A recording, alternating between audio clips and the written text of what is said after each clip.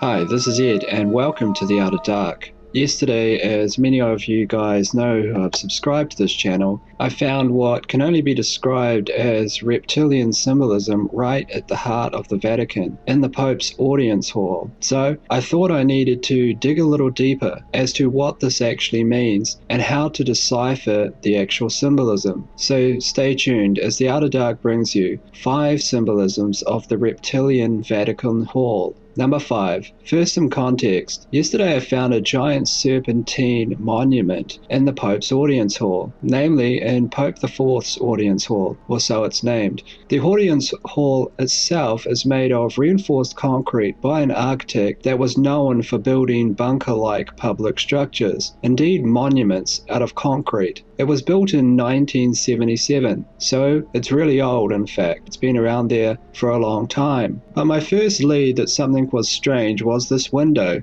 and I said, that looks like an eye. It looks like a serpent's eye. So I dug a little deeper, and when I saw the audience hall from the back, where the back audience was seated, it really did take my breath away, since what was revealed was this right here. That is a giant, massive reptilian face shaped into the direct architecture. Everything from the slits in the eyes to the scales to the fangs, there was no mistake about it. But what's behind this hinted symbolism, and what can we see or glean if we dig deeper? Well, number 4, look at where the Pope is seated. We see him here from the back of the hall, that is in fact seated in the mouth of the serpent or reptilian, in the very mouth. This is symbolic of the Pope being the voice of the serpent, in fact speaking the serpent's words to the audience. This might well shake your faith. That is, if you're a Catholic, which I was. I actually went to Catholic school myself and was an altar boy. But here you can see it in plain view. Clear symbolism, clear evidence that something here is extremely wrong. This image hasn't been photoshopped. This is real. This is built right into the architecture that was designed by those within the Pope's inner sanctum. But there is more symbolism. For this, though, we have to go outside. Number 3. Do you see anything strange here? You're looking at the hall itself. Do you see anything weird? Well, if you look carefully, it looks like the head of a giant snake. Can you see it now? In fact, it's almost unmistakable. You can see the snake's muzzle at the front and you can see its eye. It just looks like a snake. To me, this is yet more connective symbolism that what's going on inside matches the outside. Because since here we can see serpentine architecture with ease.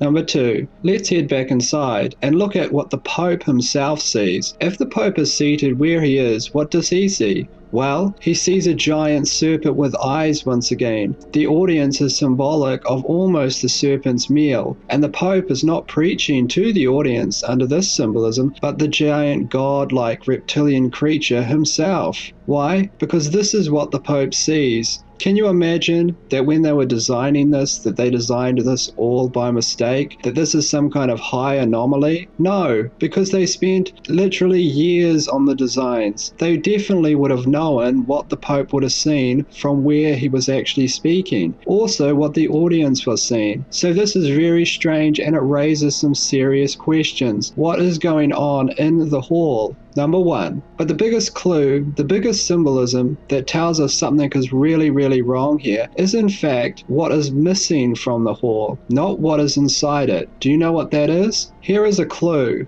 Now, think of the heart of Christianity and think of what symbol it has and think of what you do not see in this hall. You do not see any of it. That's right. There is no Christian cross. There is no cross in the entire building, at least no large statue, wall hanging, or anything. There's no other real Christian symbolism either. There's no Virgin Mary, there's no Joseph the carpenter. There is indeed nothing anywhere. All of these symbols are missing. But you might say, what about that 10-ton bronze statue that's seated behind the Pope, where, as the Vatican states, Christ is being resurrected from a nuclear apocalypse or a nuclear bomb? To which I would say, this, I believe, is a direct corruption of symbolism. That is, they've taken the former Catholic symbolism symbolism of Jesus Christ, and they've displayed it in a corrupted manner, therefore corrupting its meaning. This is just not the way that you display Jesus Christ in any kind of Christianic religious order. You don't display Jesus Christ with massive wings on his back, rising up from an atomic apocalypse. You just don't do this. Look at representations of Christ from the past, just to compare. Take a look.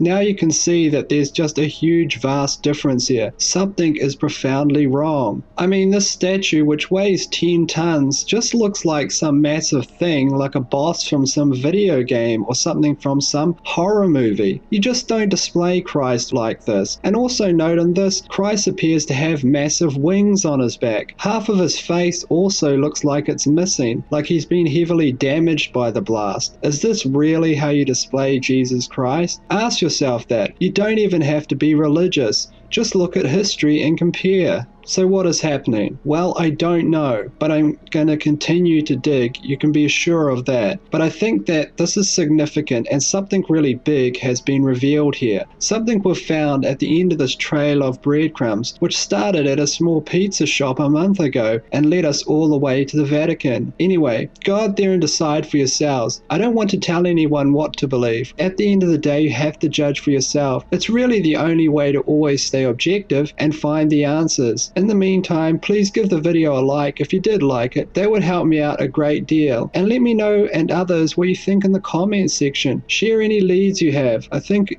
right now at a time like this, it's important to stay informed and crowdsource our ideas. In the meantime, this is Ed from The Outer Dark, and until next time guys, I'll see you later.